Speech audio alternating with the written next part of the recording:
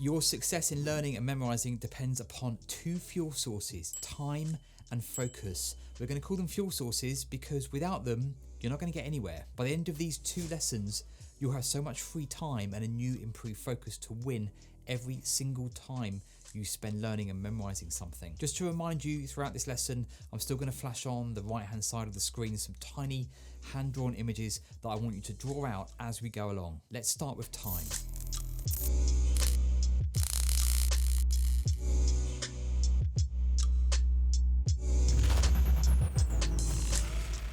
Firstly, have you seen my time management lesson? If you haven't, go check that out first because I zoom into time with 3 components: 888, CRA and IVU. Question for you, what do you reckon is the best, or should I say the most effective amount of time to spend learning and memorising something? Let me guess, you do know. Have a think. Any idea?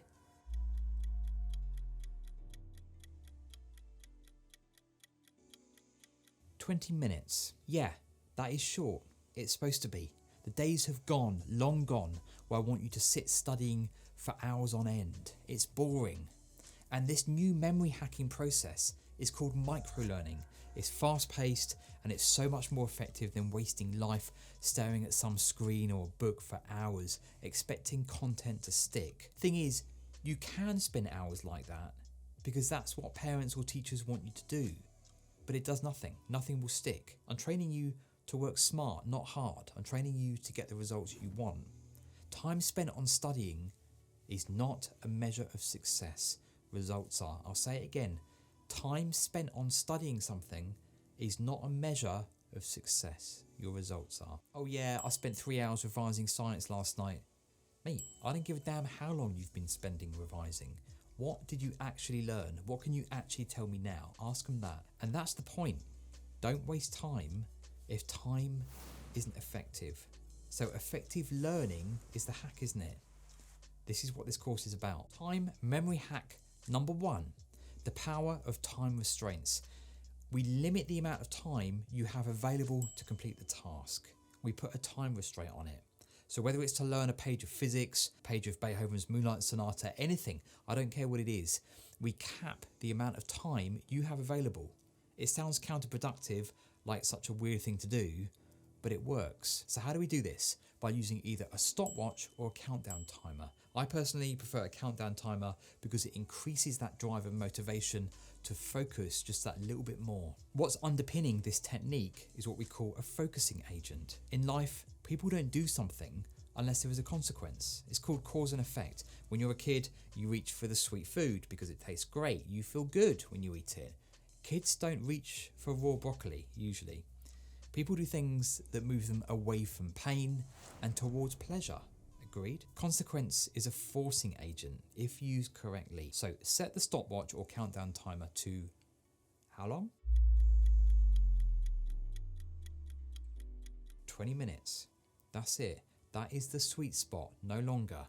And when that timer bleeps or you reach that 20 minutes on the stopwatch, just stop, literally on that exact second, stop and walk away. Want to know what's happening psychologically here? 1.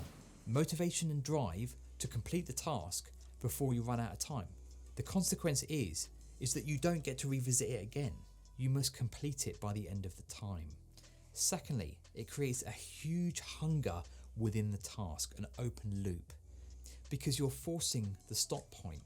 You've worked so hard and so fast for 20 minutes and then boom, suddenly you're forced to stop and your mind will go into a state of missing out, a state of open loop. I've dedicated an entire lesson to this later on in the course. Time hack number 2, the 10-90 rule. Every second you spend learning and memorising, it must be effective. The 10 stands for the percentage of time you should spend on a task focusing on planning what you're going to do. Clear, achievable goals. Nothing too hard. You've got to be clear.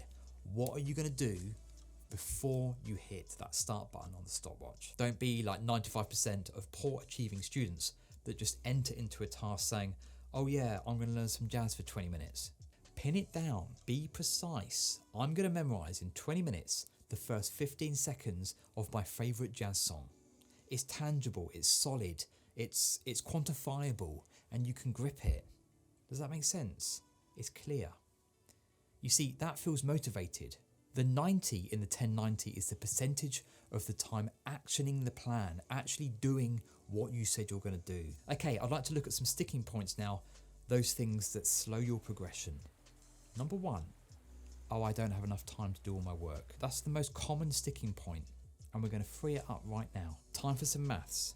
24 hours in a day, you sleep for 8 hours, you go to college or school or work for 8 hours.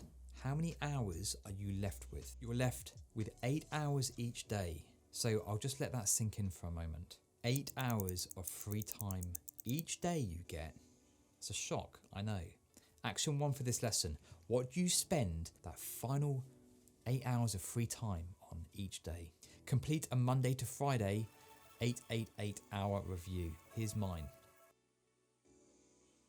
Action 2 for this lesson. Choose one task and run through the process of using the time restraint. Take 2 minutes to set a clear target. That's the 1090, that's the 10% of 20 minutes. And then 18 minutes to actually do it. Okay, that's the fuel source of time. We know you've got free time and we now know how to use it effectively using those two techniques. Let's bring into the game focus.